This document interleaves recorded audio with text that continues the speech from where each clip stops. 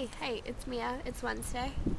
Welcome to 5 Broadway Babies. Hare Krishna, Hare Krishna, Krishna Krishna. Topic this week is from Savannah. It is about live theater and the changes of night to night stuff. That was worded really poorly, but you know.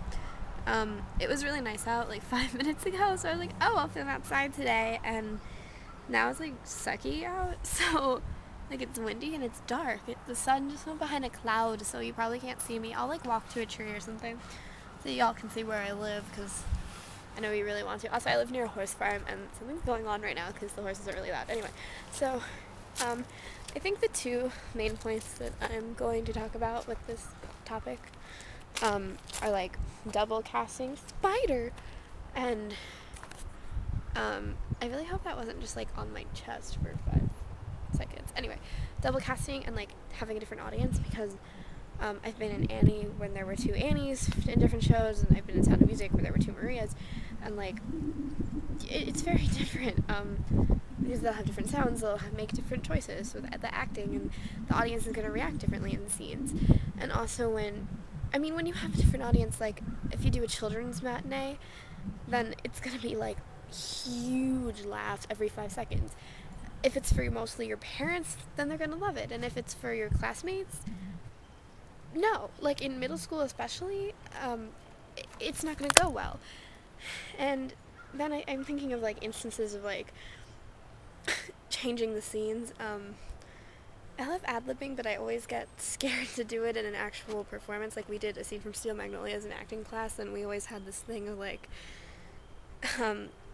so Weezer would say something like dog hair or something or other, and then the girl who played Clarie, or however you say that, was always like, 'cause you're a dog, and we had to actually like remember to not say that in the actual performance.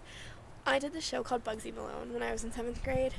Hated that thing. And there was this one night where there's this scene where someone's at a telephone booth and then they're talking to a lead via telephone, and the guy just forgot to come on, so the lead's like, oh, so you're saying we should do this thing, and like basically saying what the other guy would be saying. And yeah, I mean, he definitely saved that scene.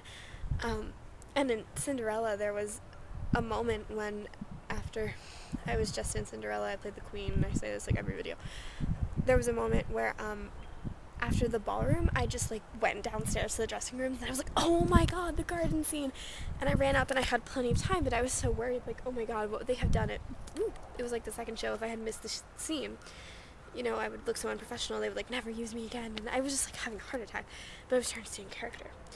And then the next show, the king almost completely forgot the garden scene. Like when it's a scene in the garden right after the ballroom, when Cinderella runs off, like, oh, it's midnight. And so he runs down to the dressing rooms after the ballroom, and I'm like, oh, I wonder where Ethan is, this guy playing the king. And it was like literally like 3 seconds to spare. He comes back. I was prepared to do the scene. Like it's a lot of like the prince talking to his dad, saying like, father, may I send the whatever. So I mean, we just would have had to say like mother. It wouldn't have been that big of a deal, but I think the director would have been really mad. So flies are starting to swarm around my head. I hope there aren't as many flies in Ireland. Ellen, break a leg. See you tomorrow.